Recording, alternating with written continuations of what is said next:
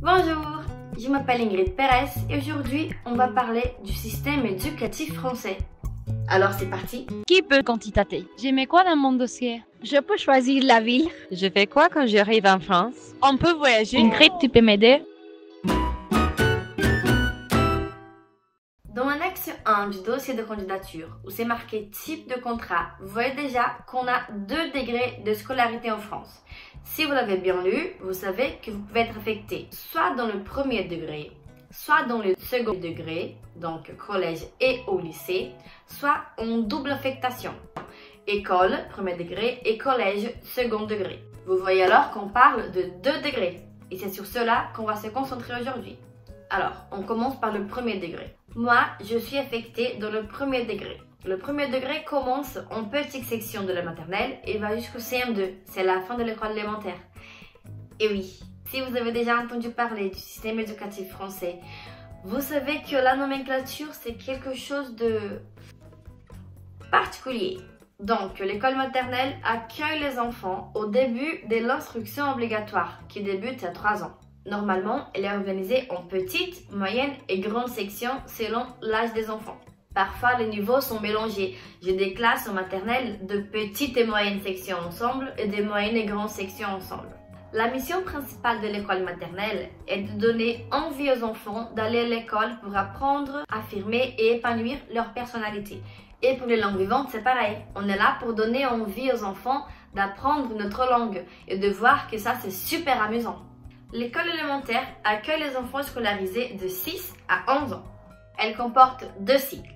Le cycle 2 avec le cours préparatoire, le cours élémentaire première année et les cours élémentaires deuxième année. Et le cycle 3 avec les cours moyens première année et les cours moyens deuxième année. Et ça va continuer en 6e. La première année du collège, c'est toujours le cycle 3. La correspondance au Brésil, c'est l'ensino fundamental 1. Donc, l'école élémentaire va du primeiro ao quinto ano du système brésilien. Et donc, on a, je vais compter ici les années au Brésil, CP, CE1, CE2, CM1, CM2. Donc, CP, primeiro ano, CE1, segundo ano, CE2, terceiro ano, CM1, quarto ano, CM2, quinto ano. C'est muito difícil. Moi, avec le portugais, dans mes écoles élémentaires, j'en ai 2, j'ai que le cycle 3, j'ai que CM1, CM2. Et j'ai aussi des CE2, CM1, mais ça c'est un autre sujet. Mon amie Madison est assistante d'anglais, a le cycle 2 et 3. Donc elle a CP, CE1, CE2, CM1, CM2. Pour le premier degré, on a dans les écoles la directrice et les enseignantes, les maîtresses. Et c'est avec elles qu'on va travailler directement. Je parle féminin parce que ce sont souvent des femmes.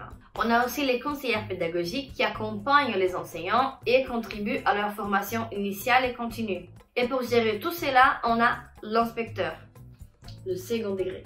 Le second degré commence à la 6e, sexto ano do fundamental, et va jusqu'à la terminale, terceiro ano do ensino médio. Pour la première partie, donc ensino fundamental, on a en France le collège. Le collège est l'établissement de niveau scolaire qui, à l'issue de l'école primaire, accueille les enfants scolarisés. Ils y suivent 4 années de scolarité, la 6e, la 5e, la 4e et la 3e. Et c'est le contraire par rapport au Brésil et par rapport au reste du monde. On a 6e, sexto ano, 5e, sétimo ano, 4e, oitavo ano, 3e, nono ano. Comme j'ai évoqué précédemment, la 6e fait partie du cycle 3, donc c'est un peu une année d'adaptation au collège. À la 6e, ils ont l'anglais comme langue vivante obligatoire et dans quelques établissements, on peut avoir des classes bilingues où ils auront les heures obligatoires d'anglais et quelques heures de plus d'une autre langue vivante. Après, pour la 5e, 4e et 3e, c'est le cycle 4 et vous voyez donc que la scolarité est organisée par cycle de 3 ans. C'est à partir de la 5e, 7e ano, qui débute l'enseignement d'une autre langue vivante étrangère ou régionale. Et après, finalement, c'est le lycée. À l'issue du collège, les élèves peuvent poursuivre leur scolarité dans un lycée d'enseignement général technologique ou dans un lycée professionnel.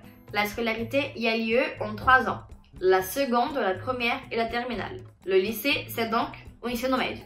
Et on a seconde, première, terminale, primeiro, segundo, terceiro ano do ensino médio. Donc au moment de choisir le degré de scolarité, vous avez déjà les informations. Et donc voilà pour les années de scolarité. Alors cette vidéo est un peu trop longue, donc je vais la couper en deux, d'accord? On se voit la semaine prochaine. On est sur YouTube et sur Instagram, c'est @ifprof.brésil. N'oubliez pas de nous suivre et n'hésitez pas à partager cette vidéo avec vos amis. Allez, à la prochaine. Só do premier degré, c'est-à-dire de nada. 4 minutos. Eu tenho 3 linhas de texto dado. Donc, l'école élémentaire en France, c'est pion, initial et continu. Hidratem. Conseillère pédagogique qui, blablabla, qui à l'issue de l'école maternelle,